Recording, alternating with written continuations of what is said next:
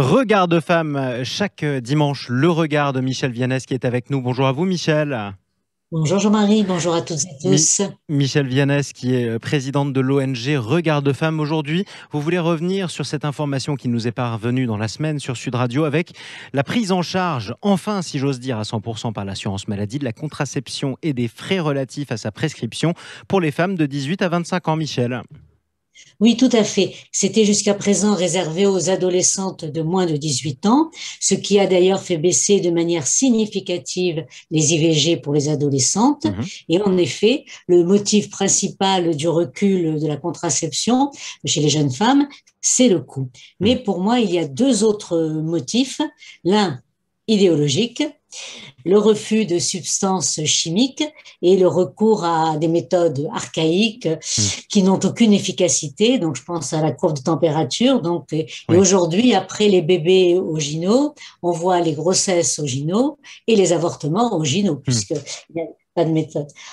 L'autre raison qui me paraît aussi extrêmement importante, c'est l'autonomie de ces jeunes femmes, puisque ça leur permettra de ne plus dépendre de l'assurance maladie familiale, celle des parents Ouais, et celle du conjoint, parce c'est qu'il y a quand ça. même des conjoints violents, malheureusement. Et donc, toutes ces personnes qui veulent contrôler la Mhm. sexualité de la jeune femme. Et pour cela, la mesure est extrêmement utile. Ouais, c'est l'indépendance, davantage d'indépendance pour les femmes. Alors cette mesure, Michel Viannès, pour vous, elle était nécessaire et bienvenue, mais elle confirme quoi? Alors, nécessaire et bienvenue, je tiens à le répéter, je suis tout à fait d'accord avec ce que vous venez de dire, mais ça confirme que encore aujourd'hui, et au plus haut niveau de l'État, puisque c'est le Mhm. ministre qui a parlé, que la charge contraceptive repose uniquement sur les femmes.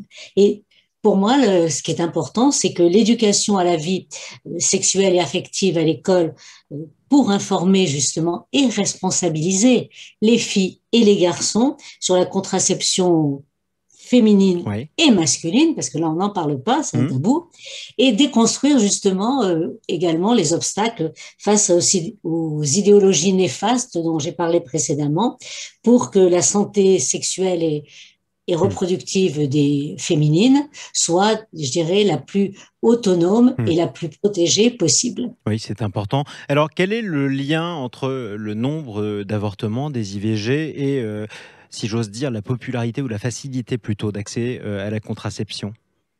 Alors, je dirais, il y a deux chiffres importants, puis les chiffres sont têtus, hein. Ouais. Donc, ce qu'on a pu remarquer depuis 2012, où justement c'était tout ce qui était la prise en charge à 100% de la contraception pour les jeunes de 15 à 18 ans Mhm. a fait baisser le nombre d'IVG, s'est passé de 9,5 à 6 pour 1000.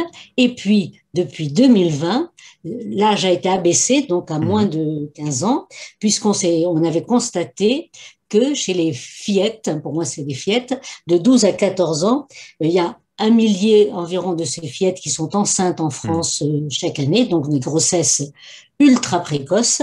Et parmi ces grossesses, bien sûr, 770 se concluaient par des avortements. Donc, pour éviter les avortements, il n'y a que les méthodes contraceptives sur lesquelles il faut être géré d'une part une information très précise et puis une reconnaissance importante parce que la contraception, c'est ce qui a permis à toutes les femmes de se libérer de justement de ce poids du biologique Mhm. et de pouvoir décider par elles-mêmes de leur désir d'enfant et du moment où elles veulent l'avoir. C'était le point de vue de Michel Viannès, présidente de l'ONG Regard de Femmes. Merci beaucoup Michel. Merci à vous, Jean-Marie. Et on vous retrouve dimanche prochain à la même heure exactement. Merci beaucoup.